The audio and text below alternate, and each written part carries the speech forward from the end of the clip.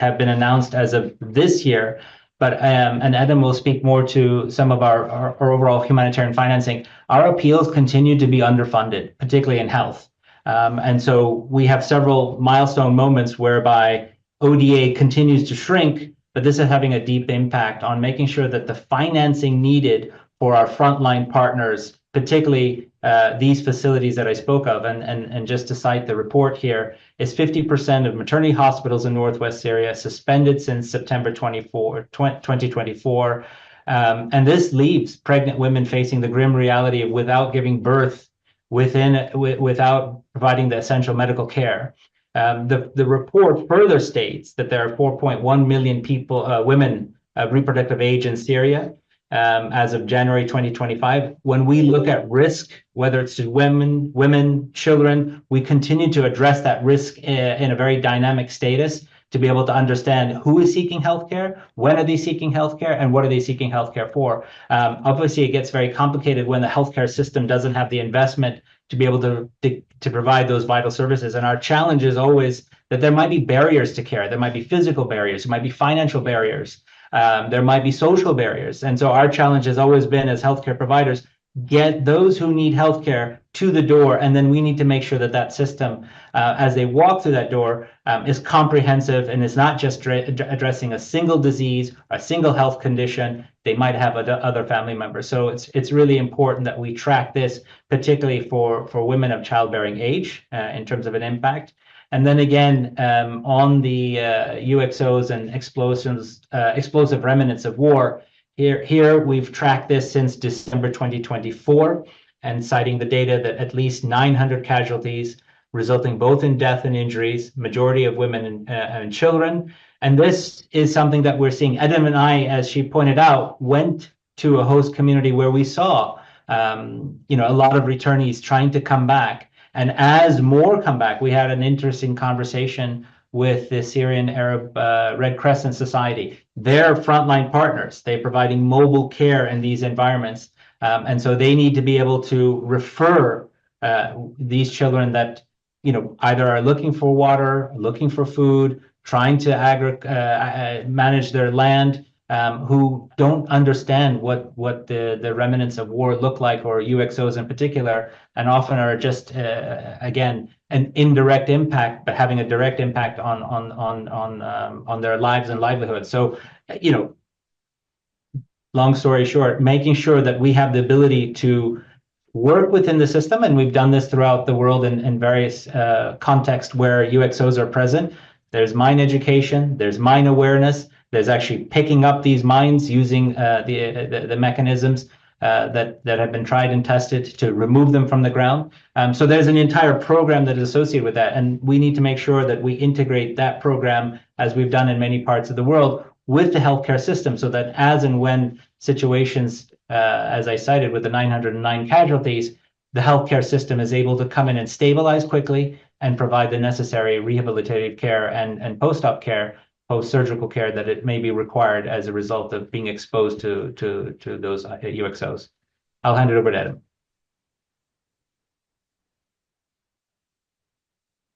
Adam?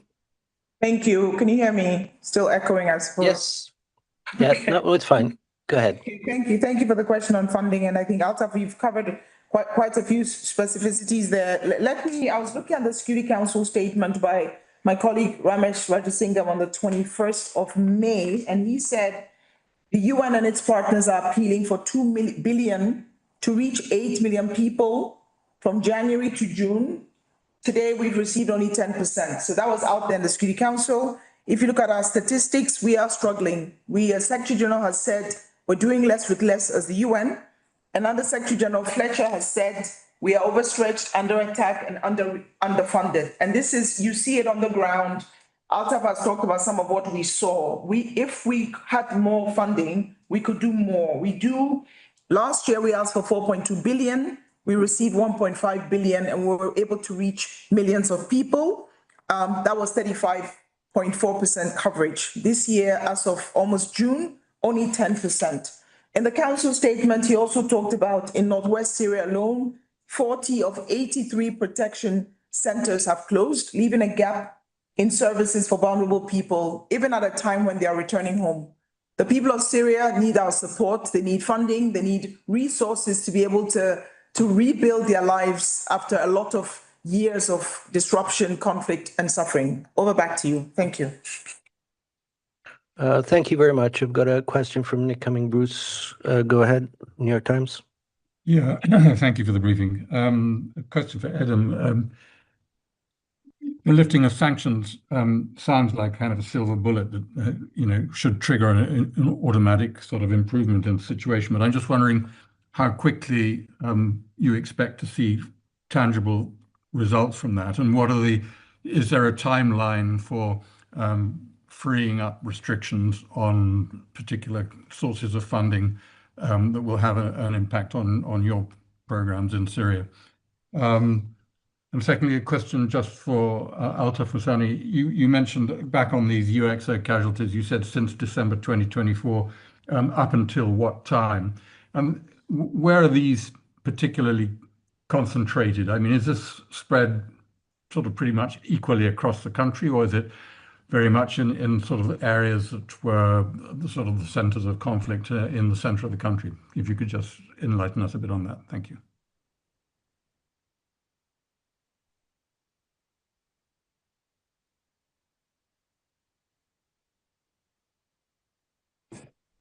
Okay, thank you. Go ahead. All right, thanks a lot. Thanks, Nick, for your question on the sanctions. I think we've seen that in different contexts, and for sure, back in November 2023, when I was in Damascus and the previous times, we saw firsthand the impact of our inability to take basic, medical, and here Altaf can speak to it, MRI parts into hospitals to be able to do scans, to be able to, treat people as necessary. We've been asked as humanitarians the impact of sanctions. We've briefed the Sanctions Committee in New York, my colleague Michelle Saad and I, in different fora to different member states on the impact of sanctions. And we've been clear on one thing. We as humanitarians stay away from the fray, we stay away from the politics of it, but we do see that if things are lifted, if to the daily life of the person in Syria, what we saw, the daily people trying to get back to their lives, the day the sanctions were lifted, the Syrian pound went up a bit. It improves the daily lives of people. We don't have a timeline, and here, of course, the member states, the negotiations as necessary at the New York level, at the Geneva level, at the regional level, and also capital level will be necessary. You do raise an important point. We are trying to understand the impact. There are different intricacies related to that. There's the CESAR Act, the extensions related to that. So give us time to unpack maybe the timeline, but I can certainly say that the very day it was lifted or the next day, we could see the impact, even the hope in people's eyes on what this means, because the sanctions have loomed dark over Syria. And here I'm not talking about the politicians, I'm talking about the daily lives of the Syrian, from that mother who just wants to make a living to that father who just wants to protect and take care of his family. So I know it's not a clear, finite response and answer, but we believe that we need time to unpack the consequences. So that's one. Two, if you look at sanctions globally, as I said, briefings, the Sanctions Committee on Somalia sanctions, on Central African Republic sanctions, on Syria sanctions, we are really trying to bring the empirical evidence of the impact. And it takes time for humanitarians to sometimes muddle through that political water. I'm really hoping that with the economic sanctions lifted, we'll also see the impact on our goods and services in the country, on the cost of doing operations in the country, on the ability to move goods quicker into the country. So it will take time, but I believe the people of Syria are hopeful that this will change their very day lives in the country. Over back to you, Altaf.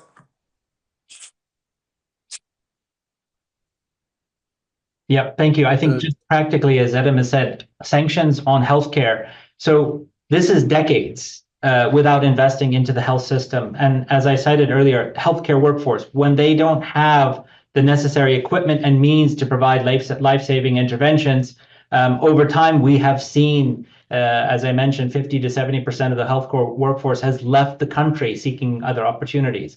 Let me be also very practical. When we talk about MRI machines, CT scanners, laboratory equipment, all our ability to ensure the latest equipment with the ability to upgrade softwares in order to function in several settings has been constrained by sanctions. Of course, health cluster partners, including my own institution, continues to work through the system to apply for exemptions and licenses. However, the sanctions have had a deep impact on the functionality of healthcare, and we've got some data points on that. And then just on your issue of UXOs, this is something that we've been tracking from late last year, December 2024 to present. Of course, we as healthcare providers don't have a mapping of where these UXOs are. If we did, certainly we would raise the caution with those who do mine risk education and community engagement to be able to cite very clearly no-go areas. However, we're starting to see the admission rates and consultation rates and emergency rooms increase, those being affected by individuals. And as I cited earlier, children and women going about their daily life, trying to get water, trying to get food, trying to rebuild, are walking through agricultural lands, roads, potentially rivers, where we will not have an idea of where the UXOs will be present. However, a clear and present danger, a part of a wide range of public health risk, as I cited earlier, whether it's cholera, whether it's trauma, whether it's mental health, psychosocial support, whether it's the need for maternal care to ensure that women of childbearing age can deliver safely.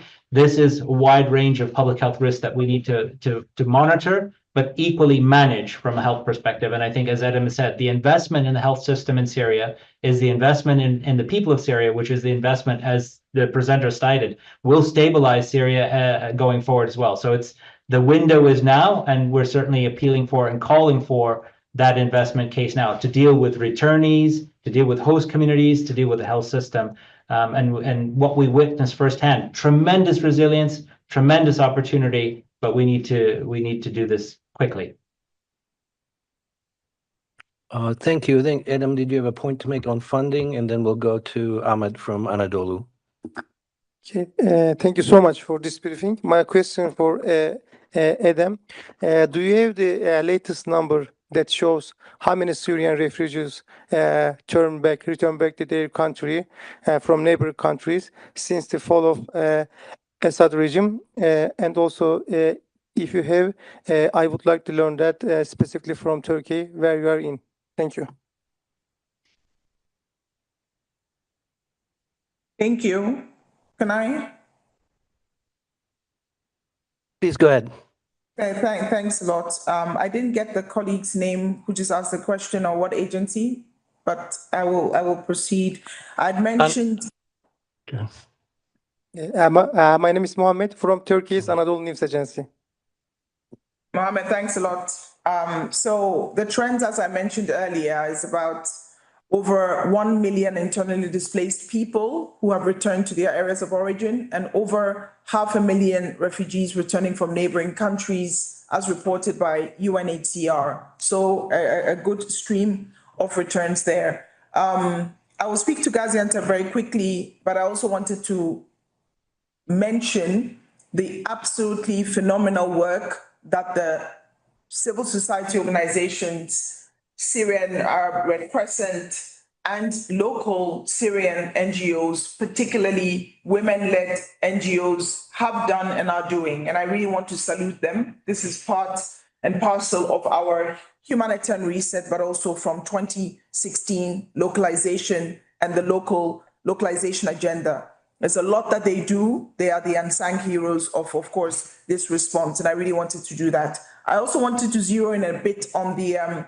pooled funding system, either the Central Emergency Response Fund or the Syrian humanitarian funds based in Gaziantep and also based in Damascus. We're trying to consolidate, and here we're able to have a lot of flexible approaches. We're able to also support locally led actors, particularly these NGOs that I've mentioned.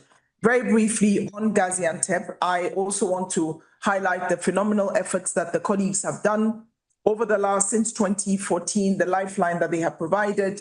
I have been impressed by the briefings I've received here from our partners.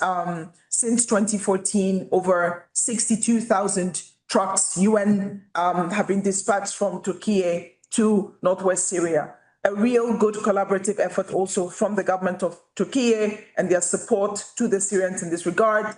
Good efforts also by the people of Syria on the other side. Good efforts by all humanitarian actors, really wanting to salute them. Since the start of the year, 1,000 trucks have loaded and entered Syria from Turkey. So we're looking at how we capture all this experience and everything that they've done here and responsibly wind down the cross-border operation. It won't close overnight. It's taken from 2014 to now. We need to responsibly look at the best efforts, of course, in collaboration with the interim authorities and also the government of Turkey. I'll stop here. Thank you. Thank you very much. If there are, I'm going to look and see if there are any more questions. If not, I know that both our speakers are also able to take questions on the coordination and response model in Lebanon. In the interest of time, I would just ask you maybe perhaps to channel those through, if you have questions, through Jens and Margaret, who are here. And if possible, if there are no more questions online, I'd like to thank both. Oh, sorry, go ahead, Olivia. Yeah. I just actually had a question on Gaza, but I don't know if you want me to ask that later after the other speakers. Sure, go ahead if you think that you have. I mean, yeah, but by all means, go ahead. Thank you. It's just on the point of aid distribution in terms of security. If OCHA could just detail what plans are being put in place to ensure that distribution is safe, because there's been concerns raised about looting. And also, there's been reports this morning that some bakeries are reopening now that some flour has gotten into the enclave. Any details on that from OCHA would be great. And also just confirmation at this stage, still no medicines getting in, right? It's still just food, from what I understand. Just confirmation of that, please. Thank you. Thanks, Olivia. I think, Jens, do you want to? Right, okay. Secretary General will speak on this. So you want to just leave that for now? Yeah, thanks. So yeah, I think we'll just defer if that's okay. Yeah. All right. Thanks so much. Thank you. If there's nothing more on Syria or Lebanon, then I'd like to call Saif Magango from Human Rights from OHCHR. He's going to speak to us about South Sudan.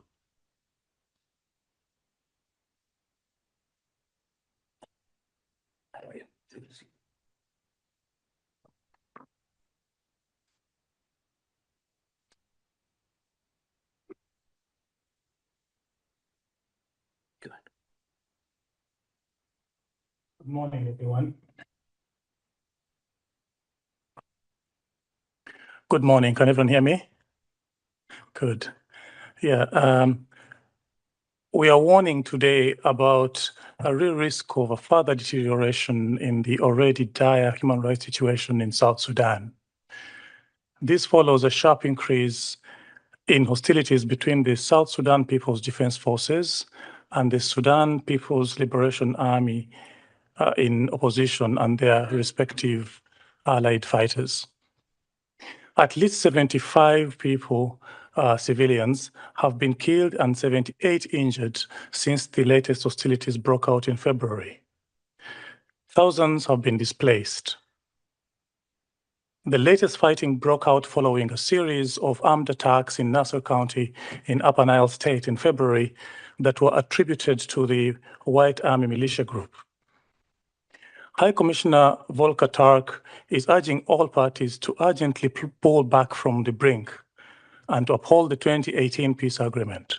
He is also calling on all parties to protect civilians and civilian objects and to facilitate humanitarian access in line with their obligations under international law.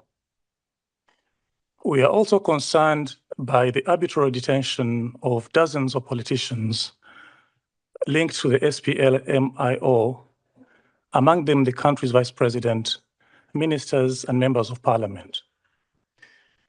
At least 55 high-ranking government officials affiliated with the SPLMIO were arrested across the country between the 5th and the 26th of March, many of them without arrest warrants or due process. All those arbitrarily detained must be immediately and unconditionally released. We appeal to the authorities to also take prompt, effective, and meaningful steps to halt hate speech. Thank you. Thank you very much, Saif. Any questions for human rights on South Sudan? Thank you very much. Thank you. We have a lot of people standing by patiently. We're going to go to Maputo next, where the Mozambique representative for the UNHCR, the refugee agency, is based. He's Xavier Creash, and thank you. You're here to introduce him, I guess, in a better way than I can. Go ahead, please. Thank you, everyone, for joining today's briefing from UNHCR. We have very great opportunity to hear from our representative in Mozambique, in Maputo, Xavier. The country that facing multiple crises, but we rarely hear about the crisis that a lot of IDPs, internally displaced Mozambican, and also that the country hosting refugees, which also hit by a cyclone and drought several times during the year. So please, I will give a floor to our representative so that you can have a deeper understanding of the situation at the moment. Good morning, everybody, and thank you for this introduction. You did hear recently about Mozambique, but you heard about Cabo Delgado because it has one of the world's largest gas reserves, and many multinational companies are setting their base in Cabo Delgado, and they are living side by side with IDPs, because Cabo Delgado is also the epicenter of significant armed conflict for the last 5 years now, and already more than 1.3 million persons have been displaced by the conflict. Regretfully, we see recently a surge in attacks against civilians, civilian infrastructure, civilian services, and we see the number of forcibly displaced people raising 25,000 new displaced in the last days or weeks. But in addition, the areas impacted by the conflict are growing. More and more districts are affected, even new provinces are affected by the conflict. And last week, we saw an attack in the province of Niassa with new displacement. And this development, of course, intervened at a moment of extreme financial constraint for all humanitarian actors in Mozambique, not only for UNHCR. And we have this very difficult equation, no? Needs are increasing, but budget are reducing. And as my colleague said in Geneva, Mozambique is grappling with a triple crisis. I did mention already the armed conflict and the forced displacement, but there is also a recurrent extreme weather events, drought, but cyclones who have been hitting Mozambique back to back, 3 major cyclones in the beginning of the year, hitting the same areas where forcibly displaced people had found refuge and protection. These people displaced by the conflict have been hit a second time now by the cyclones. And the third crisis is the civil unrest, which has developed following the post-electoral elections. Let's not forget that as a result of the civil unrest, thousands of Mozambique fled as refugees to neighboring countries, in particular to Malawi. Most are back now, but it is a reminder of how fragile the situation is. And in this very challenging environment, UNHCR is struggling, like other actors, to respond effectively to the needs. Protection services is significantly impacted. Our capacity to support women, girls affected by gender-based violence, our capacity to provide mental health, our capacity to provide civil documentation with the government of Mozambique to the people displaced is seriously impacted. But we're not only concerned by the response for IDPs, we're also concerned by the response to refugees. Mozambique has currently 25,000 refugees on its territory. The government of Mozambique has opened its border, has opened its schools, its health centers to refugees. They mainly come from Democratic Republic of Congo. You know the situation currently in Congo. And regretfully, UNHCR may have to suspend its support to these government services due to the financial situation. We don't think it's fair nor sustainable to ask the government of Mozambique to bear on its own the burden of forced displacement, whether IDPs or refugees. We're having a government, we're having a population, communities who have demonstrated commitment, solidarity, hospitality in favor of the displaced people, and it's not the time to abandon them. In addition, this triple crisis, as mentioned, is fueling a very difficult financial economic situation. The food price on the rise. They were already very high, but they have increased by 10 to 20% in the last weeks, while incomes for the people have gone down. So we are afraid that this economic crisis might be the tipping point. The perfect storm is coming.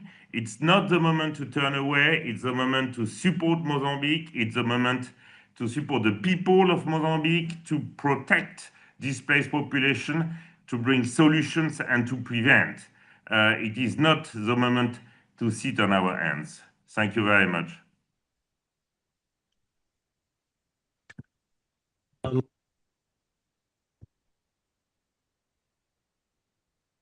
Let me see if there are any questions in either online or in the room. I don't see any at the moment. I don't know, Eugene, if you have anything to add. Okay. Thank you very much for connecting with us from Maputo. Stay with us. We've got several more speakers and lots of questions. Next up from UNDRR, that stands for Disaster Risk Reduction. We've got Genty Kirschwood, who is the head of Global Risk Analysis and Reporting there. The floor is yours. Thank you very much for this opportunity, and I'd really like to commend the work of the humanitarian colleagues who have spoken before today. And I would like to draw attention to the fact that I think in each of those cases, there was a recognition that at some point in that erosion into humanitarian need, there was an issue of a natural hazard, whether it was drought in Syria, whether it was the floods in Mozambique or in South Sudan. It's clear that we live in a complex age. And I'm here today to talk to you about a report that we will be launching on Tuesday, which is really talking about investing and financing for a resilient future. And that may sound a little bit theoretical, but for those of us for those of you who were born in 1990, you had a 63% chance of living through a 1 in 100 year, a catastrophic flood in your lifetime. For those of you who were born in 1990 but are now the parent of a child born in 2025, your child will have an 86% chance of living through a 1 in 100 year event. And those events are affecting us all, but of course they are affecting the countries that are already struggling with other challenges like we've heard today the most. And so what our report that is coming out on Tuesday really dives into is the fact that we have been chronically underestimating and under measuring the impact of disasters on our global system and on our global progress towards sustainable development. The report outlines how the direct costs of disaster losses have already increased significantly. They have doubled in the last in the last 20 years. But at the same time, what we're also seeing is that those costs, which are 200 billion a year, are in fact only a fraction of the real costs. And the report outlines how some of the kinds of cascading effects that we've heard about earlier in this briefing, but also around ecosystem challenges, around healthcare, education, labor impacts, mean that the real cost of disasters, as we're starting to measure them, are actually closer to 10 times that amount, $2.3 trillion annually. And the tragedy is most of those costs are preventable. And so what the report digs into is how we can better align our financing systems, how we can better use public and private investment to make sure that we're optimally reducing the burden on governments, we're enabling facilities for sustainable long-term investments that can help prevent elements of displacement and humanitarian need. And we're trying to make sure that as we move into a complex climate future, we have the risk analytics and the facilities and the know-how to be able to create a sustainable future together. The report outlines different spirals of unsustainable development, which are contributing, for example, to increasing debt burdens, slower recovery times in countries that are already vulnerable, and are also contributing to a unsustainable and unsupportable humanitarian response repeat cycle. The report calls for the international community, governments and communities to look at some of the tools and opportunities and case studies of success around the world of where resilience building is able to reduce costs and it's able to create a funding environment that can allow countries to reduce their debt burden and continue on a path to more sustainable development. I'd also like to note that that many of the topics raised in the report, many of the maps, many of the analytics, which have been developed with obviously input from the leading organizations around the world, including IPCC partners, some of the great scientific networks. This work is a collaboration around a better risk understanding framework, and much of this work will also be showcased at our upcoming Global Platforms for Disaster Risk Reduction, which is being held from the 2nd and the 6th of June here in Geneva, hosted by the government of Switzerland. So I would like to really request all of you to consider joining us at the Global Platform. We're very happy to share the further information on the report and the analytics included in the coming days, and we look very much forward to connecting either now or in the future around some of the themes, particularly ahead of the Financing for Development Conference and some of the upcoming opportunities to make sure that structural adjustments are able to build resilience moving forward. Thank you.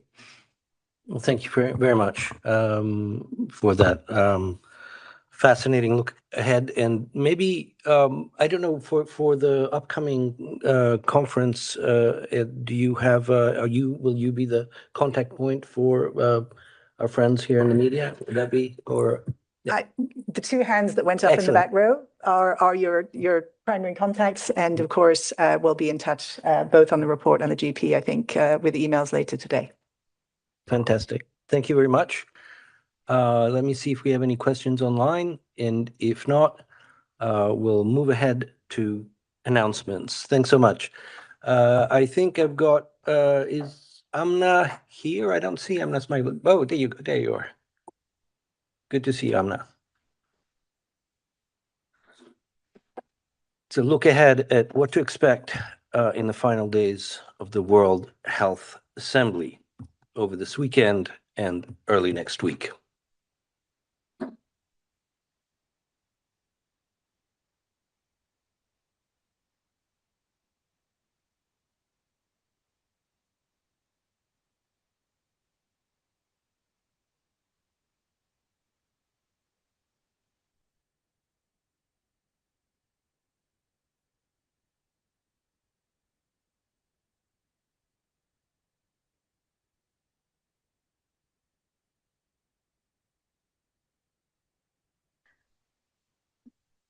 Good morning. Thank you, Michele. So just a few words about the World Health Assembly that, as you know, is ongoing. Today we are on the day 5. The Assembly has already met in the morning and has awarded prizes to individuals or entities in recognition of their outstanding contribution to public health. The list of awardees is on the website. The plenary has also elected 12 members that are entitled to designate a person to serve on the EB that is going to meet after the Assembly next week. The Assembly has about more than a dozen of health topics on the agenda. So let me just highlight a few that might be of interest. In Committee A is going to take up the issue of mental health and social connection, and will also consider draft global strategy on traditional medicine. The committee is also expected to adopt decisions on lung health approach, on kidney health, on sensory impairments, and is also expected to designate 17 November as a World Cervical Cancer Elimination Day.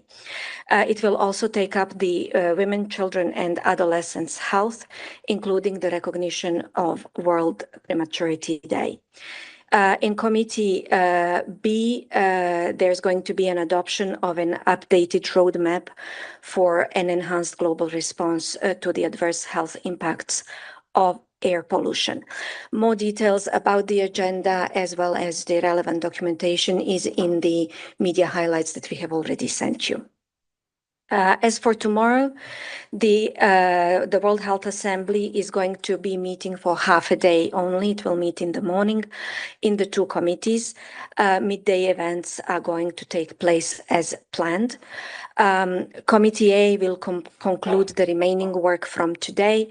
It's not planned to take any new items, while Committee B is scheduled to take up a decision on lead-free future and lead mitigation, as well as to adopt a global action plan on climate change and health, among other issues. Monday, 26 May, is going to be a full day of work in the 2 committees, which are expected to take up the antimicrobial resistance and health in the 2030 agenda. As of now, Tuesday, 27 May, is scheduled to be the last day of the 78th World Health Assembly. The detailed program of works are going to be communicated via daily journals as usual. You can find them on the website and on the WHA app, and we will be sending media highlights as has been the practice so far. That's it from us. Thank you, Michele. Thank you very much. That's it for you, but it's not really it for WHO. I don't think. No, I'm kidding. Thanks so much. Thank you. If there are any concerns over access over the weekend, please let me know. I think that we've informed security. We expect that all accredited correspondents will have access tomorrow to cover. So we've got Claire coming up next, and she's got a new WMO report on global temperature predictions for the next 5 years.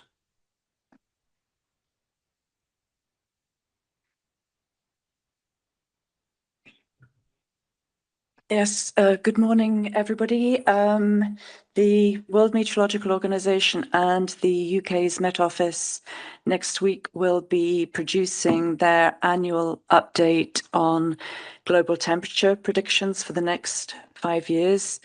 It's called, somewhat confusingly, the Global Annual to Decadal Update, but it does cover the period 2025 to 2029. It focuses on temperatures, precipitation patterns, and predicted sea ice. We will be releasing this Wednesday, the 28th of May. We'll send out everything under embargo Monday morning at the latest. It's quite a technical report, but we will be having a technical briefing led by the UK's Science Media Centre.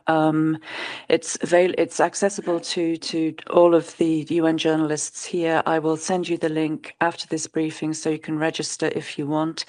The embargoed briefing is at 11:30 Geneva time on Tuesday, so I know that overlaps with this briefing, but I will send you the information anyway. Looking ahead a little bit further next week, the World Meteorological Organization and UNESCO are co-sponsors of a big international glacier conference that's being held in Tajikistan, in Dushanbe, hosted by the government of Tajikistan, which, as everybody knows, is very impacted by glacier retreat. Our Secretary General will be there. There is no big new report planned as such. You know, we issued our reports on climate and on glaciers earlier this year, but there will be a press release, so we'll make sure that you get that. And fitting in nicely with what our colleagues from the UN Office of Disaster Risk Reduction said, the global platform on disaster risk reduction does take place here in Geneva the week starting the 2nd of June. WMO, we are very actively involved at that. There will be a multi-hazard early warning stakeholder forum on the first 2 days on the sidelines of this platform, and we will send you details of that. One of the biggest natural hazards is obviously tropical cyclones. And yesterday, the US National Oceanic and Atmospheric Administration, National Weather Service, issued its predictions for the forthcoming Atlantic hurricane season. The NOAA outlook for the 2025 hurricane season predicts once again that it will be above normal activity. There is a 60% chance of an above normal season. NOAA is forecasting a range of 13 to 19 total named storms. And this includes 3 to 5 major hurricanes, so that's category 3 or above. If the predictions are correct, it'll be the 10th successive season that we have had above average activity. But as we all know, it just takes one landfalling hurricane to wreck economies, to ruin lives, turn back years of socioeconomic development. And if we cast our minds back to last year, the devastation in the Caribbean, which we saw from Hurricane Beryl, the catastrophic damage in the United States from 2 hurricanes, Helen and Milton. So, obviously, advanced forecasts, advanced warnings are really, really, really important as ever to save lives, to protect property. I'll send you out the figures in the briefing notes after this. Thank you. Thank you very much, Claire. Any questions? Looking in the room. Look carefully online since I appear to have missed one earlier. Paula, I see your hand up. Yes, it is. Go ahead. Yeah. So since I missed my question earlier to UNDRR, I'd like to ask you a similar question, which is regarding the defunding of a number of organizations, well, within the US, restructuring of NOAA and defunding of NOAA, as well as defunding of projects related to weather forecasting globally. I was wondering what the impact of that would be and how it may affect the early warning systems. Okay. For that, I think I'll actually quote from the NOAA press release on the hurricane forecast. And this is a quote from the acting NOAA administrator, Laura Grimm, saying, NOAA is critical for the delivery of early and accurate forecasts and warnings and provides the scientific expertise needed to save lives and property. This is a follow-up quote from, if I can find it, sorry, from Ken Graham, who is the director of NOAA's National Weather Service. He's the former director of the US National Hurricane Center. So Ken Graham said, in my 30 years at the National Weather Service, we've never had more advanced models and warning systems in place to monitor the weather. This outlook is a call to action. Be prepared, take proactive steps now to make a plan and gather supplies to be ready.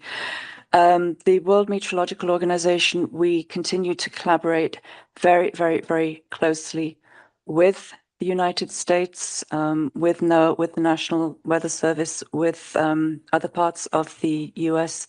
They are very, very valued, very constructive, very important members of the United States, of the World Meteorological Organization. Obviously, we're monitoring the situation. We're not complacent. But as I said, we're committed to continuing to work closely with and in support of the United States. Thank you. Thank you very much, Claire. I don't know whether there's a follow-up or whether there are other questions to Claire from our community online.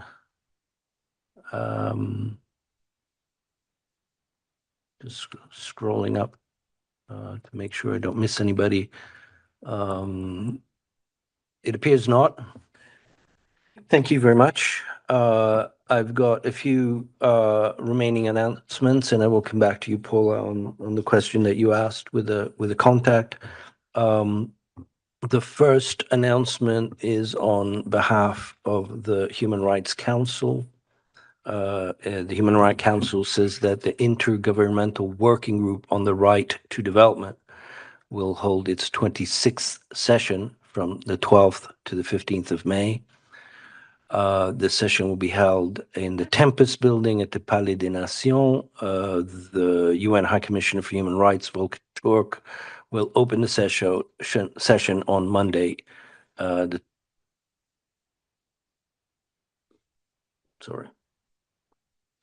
Something odd about the dates, I think. But anyway, let me come back to this announcement as I feel like there's something a little bit wrong about the dates on this.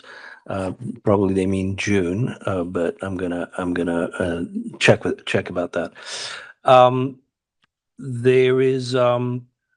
There's an announcement from UNESCO that is inviting everyone to the open air exhibition From Geneva to the World, a journey to transform curriculum and learning, which will take place along Kay Wilson in Geneva throughout the month of June. You're invited to wander the open air gallery and trace the UNESCO IBE Global Journey. IBE is the International Bureau of Education, which began in 1925, so it's now 100 years old, in pursuit of inclusive, resilient, and future-ready education. There's an opening of this exhibit. It takes place on the 3rd of June at 2 p.m. at La Buvette Trompette on Kay Wilson, and there's an online registration form that you can fill out before the end of the month. There's a meetings update on the Committee on the Rights of the Child, which continues through the 30th of May. It's concluding this morning its review of Brazil. And we also have the Conference on Disarmament, which will announce the date of its next public plenary meeting. And I believe that the next under the presidency currently is under Kazakhstan and will be followed by Kenya, Malaysia, and Mexico. The current session of the conference goes until the 27th of June, and then there will be another session from the 28th of July to the 12th of September. I think that that is all I have for you. We invite you to follow the UN Security Council stakeout today, at which we expect the UN Secretary General to speak. It's on protection of civilians. We expect that he will speak on Gaza at that occasion. So please follow that on UN Web TV. I don't have an exact time for that. The meeting in the security. Sorry? 10:20. Thank you very much. Excellent. So it's been posted. So